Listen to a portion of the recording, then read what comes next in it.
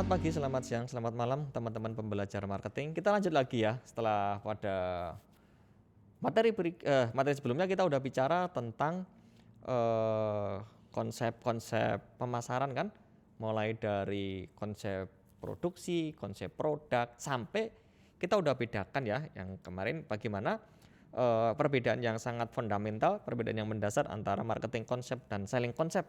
Saya kira itu sudah bisa memberikan gambaran kepada mahasiswa dan mahasiswa mampu bedakan di antara konsep-konsep yang ada, di antara konsep-konsep yang pernah kita pelajari bersama-sama. Nah, sejak awal kita bicara tentang marketing itu kan hampir sama dengan customer satisfaction. Ini penekanannya kan. Kalau kita bicara tentang marketing, berarti kita bicara tentang bagaimana memberikan kepuasan. Berarti ada upaya, ada strategi yang mesti kita rancang bagaimana untuk meraih itu. Ada strategi untuk mewujudkan agar konsumen itu puas. Nah, maka di materi ini kan, di materi ini kita bicara tentang mengapa penting sih untuk memberikan kepuasan kepada pelanggan. Apa sih dampaknya, apa sih efeknya ketika memang pelanggan itu puas. Nanti akan kita pelajari, ya. Yang pertama, mengapa kita penting untuk memberikan efek customer satisfaction atau kepuasan pelanggan? Karena ternyata konsumen itu kan dibagi menjadi dua golongan atau dua kelompok besar, ya kan? Ada konsumen yang lama, ya kan, dan juga ada konsumen yang baru. Nah, pemasar pun mesti harus bisa mengatur sebuah strategi.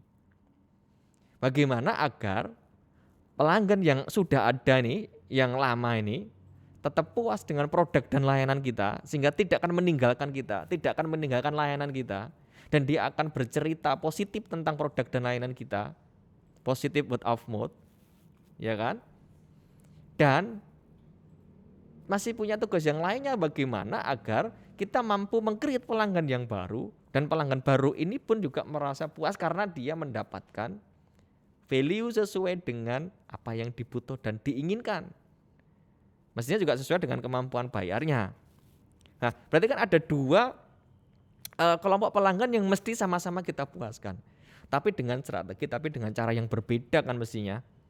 Karena pelanggan yang lama kita gunakan dengan strategi yang sama dengan pelanggan baru, ya mesti nanti yang terjadi adalah justru itu akan menimbulkan efek tidak puas, kecewa, dan akhirnya meninggalkan kita, atau justru akan membuat cerita-cerita yang negatif word of mouth misalkan. Nah, maka ini harus kita diskusikan. Bagaimana membangun kepuasan pelanggan, strateginya apa?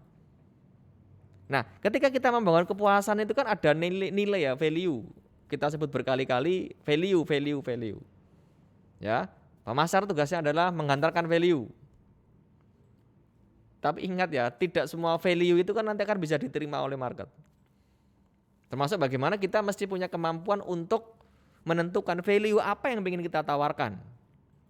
Karena di awal juga sudah kita sampaikan, ya, value inilah yang akan menjadi salah satu indikator utama konsumen memutuskan puas atau tidak puas, cerita positif atau cerita negatif, beli lagi atau tidak, mengadvokasi atau tidak.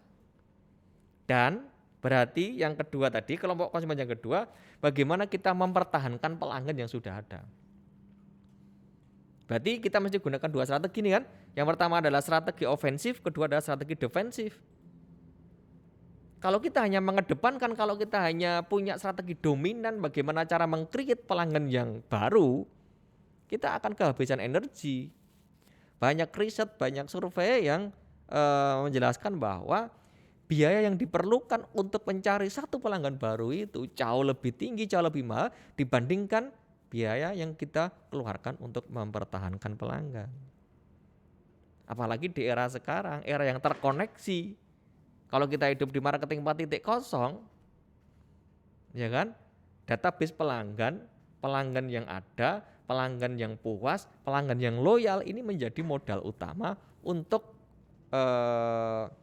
untuk memberikan kepuasan, dan akhirnya kita akan punya database pelanggan yang loyal, customer loyalty akhirnya. Nah, contohnya yang dilakukan oleh McD kan, McDonald, dia perusahaan yang memang tersebar di seluruh dunia. Ya kan? Ini data yang agak lama, rata-rata ada 38 juta per hari, kemudian di sekian ribu restoran di 109 negara. Loh, kenapa bisa seperti itu? Atau mungkin perusahaan-perusahaan yang lainnya lah, perusahaan-perusahaan multinasional yang ada di sekitar kita, dia bisa bertahan sekian puluh tahun, bahkan dia bisa bertahan ratusan tahun dari generasi ke generasi misalnya. Dan dia selalu mengedepankan kualitas, dan dia akan bikin sebuah strategi bagaimana tidak akan pernah mengecewakan pelanggan. Salah satu contohnya di McD kan, karena dia punya QS, C dan V. Rahasianya adalah di QS, C dan V. Q-nya adalah dia selalu mengedepankan kualitas, quality kan. Yang kedua adalah servis, layanan. Jadi diimbangi antara produk yang berkualitas dengan layanan. Kemudian klinis bersih, ya kan, semua outletnya dijamin bersih, dan value yang dihantarkan itu sesuai dengan apa yang menjadi kebutuhan dan keinginan pasar. Sehingga dengan strategi ini Q, S, C, dan V berarti dia akan mampu, satu, memberikan kepuasan kepada pelanggan yang lama, dua, dia bisa meng-create pelanggan yang baru dan bisa memberikan efek customer satisfaction sekaligus. Dari tadi kita bicara nilai, dari tadi kita bicara value, ya kan?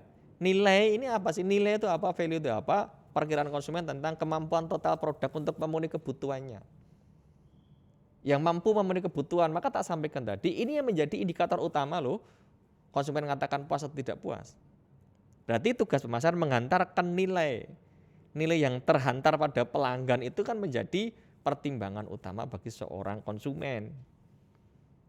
Bisa jadi nilai pelanggan total itu kan bisa merupakan akumulasi dari nilai citra, nilai karyawan, sebagaimana ada di slide, teman-teman nanti bisa pelajari. Kemudian nilai layanan, nilai produk. Nah, ketika konsumen itu ditawari value dari pemasar, ketika konsumen itu disajikan sekian banyak value dari produk, dari layanan, dan akhirnya dia akan menyatakan dia puas atau tidak puas, kan mesti dia membandingkan. Ya kan? Mengatakan puas dan tidak puas kan berarti ada pembandingnya, membandingkan antara value, membandingkan antara kinerja produk, membandingkan antara kinerja layanan dengan apa? Dengan biaya yang dikeluarkan. Maka pembandingnya siapa? Antara nilai pelanggan total dan biaya pelanggan total.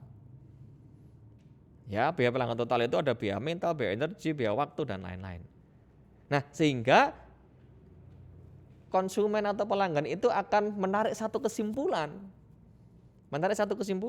Apakah nilai yang diterima, apakah kinerja yang diterima oleh produk, oleh layanan sebanding dengan biaya dikeluarkan, atau value-nya jauh lebih tinggi, atau kita rubah bahasanya, apakah kinerjanya itu jauh lebih tinggi, atau biasa-biasa saja, atau kinerjanya itu ternyata nggak sesuai nih dengan biaya yang dikeluarkan.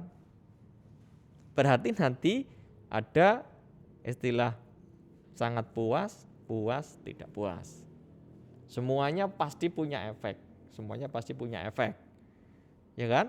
Maka di slide saya, teman-teman juga bisa sambil baca nanti, kepuasan atau customer satisfaction itu kan merupakan perasaan seseorang setelah membandingkan antara kinerja. Jadi kan value yang diterima kinerja, yang dirasakan dibandingkan dengan harapannya. Membandingkan dengan harapan atau ekspektasi kan. Kenapa? Karena konsumen beli sesuatu pasti dia punya harapan.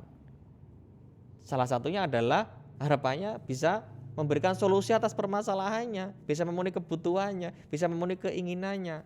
Cuma permasalahannya, tidak setiap produk yang dikonsumsinya, tidak setiap layanan yang diterimanya itu akan bisa memenuhi harapannya. Atau tidak semua produk, tidak semua layanan itu, ya kan, akan bisa memberikan kepuasan pada konsumen itu. Nah, kalau ternyata tidak bisa memenuhi harapannya, ya berarti yang terjadi kinerja itu atau kinerja yang diterima itu lebih rendah dibandingkan dengan ekspektasi atau harapan. Bisa dipastikan maka yang terjadi adalah tidak puas. Apakah ini berbahaya? Berbahaya.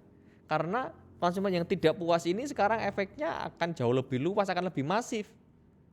Karena kita sekarang berada pada era yang terkoneksi. Kalau dulu sebelum era terkoneksi ya orang nggak puas paling hanya cerita ke teman, tetangga, saudara, komunitas secara offline selesai. Loh sekarang ada satu konsumen tidak puas, ya dia punya masa banyak, dia bisa cerita di media sosialnya ya sudah.